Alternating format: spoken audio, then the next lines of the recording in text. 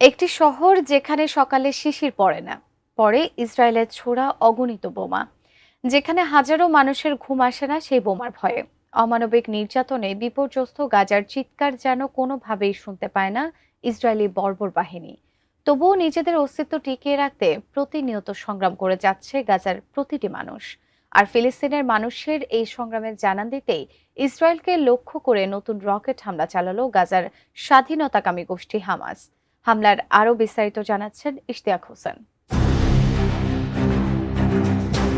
চারদিকে নিস্তব্ধতা, কুয়াশাচ্ছন্ন বাতাসে ঝুলে আছে অনিশ্চয়তার ঘ্রাণ। হঠাৎ করেই সেই নীরবতা চিৎকার করে উঠল। আকাশ চিরে ছুটে গেল তিনটি ক্ষুদ্র রকেট, যেগুলোর নাম রাজুম। রকেটগুলো ইসরায়েলের নির ইজ্জাক এলাকার দিকে ছুটে যায়, গাজায় চালানো অমানবিকতা, হত্যা ও ধ্বংসযজ্ঞের জবাব দিতে। গাজার স্বাধীনতাকামী গোষ্ঠী হামাসের সশস্ত্র শাখা আল কাসাম ব্রিগেড এক বিবৃতিতে জানিয়েছে যে এই রকেট গাজার প্রতিটি মানুষের প্রতিরোধের প্রতীক ও অস্তিত্ব জানান দেওয়ার উপায়। আন্তর্জাতিক গণমাধ্যম আনাদুলুর একটি প্রতিবেদন থেকে জানা যায়, 12 এপ্রিল গাজা থেকে রাজুম নামের তিনটি স্বল্প পাল্লার রকেট ইসরায়েলের নির ইজ্জাক এলাকাকে লক্ষ্য করে ছোড়া হয়।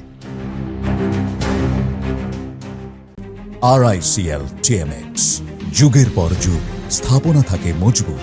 এই হামলার পরপরই ইসরায়েল দাবি করেছে হামাসের ছোড়া তিনটি রকেটকেই তারা সফলভাবে প্রতিহত করতে সক্ষম হয়েছে। এছাড়া ওই হামলায় কোনো হতাহতের ঘটনাও ঘটেনি। ইসরায়েলি সেনাবাহিনী আরও জানায়, রকেট হামলার পরপরই ইসরায়েলের বিভিন্ন এলাকায় সতর্কতা অ্যালার্ম বেজে উঠেছিল। এদিকে এমন হামলার পরপরই জাতিসংঘের মুখপাত্র রাভিনা শামদাসানি তুলে ধরেছেন ভয়ঙ্কর এক পরিসংখ্যান।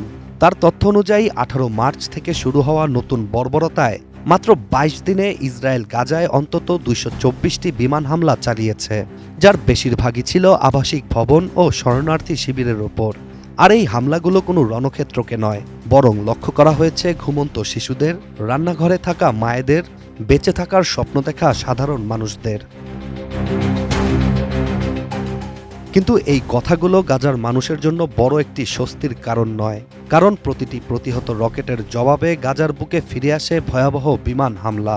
গত সপ্তাহেই হামাসের আরেকটি রকেট হামলার পাল্টা জবাব হিসেবে ইসরায়েল গাজা উপত্যকায় চালিয়েছে একের পর এক বর্বর হামলা। 21 মার্চ রাফা অঞ্চলে ইসরায়েলের স্থল অভিযানে ঘরহারা মানুষের সংখ্যা বেড়ে দাঁড়িয়েছে দ্বিগুণ। জাতিসংঘের মতে এই জোরপূর্বক সরিয়ে নেওয়া একটি ভয়ঙ্কর মানবিক অপরাধ, যা চতুর্থ জেনেভা কনভেনশনের সরাসরি লঙ্ঘন।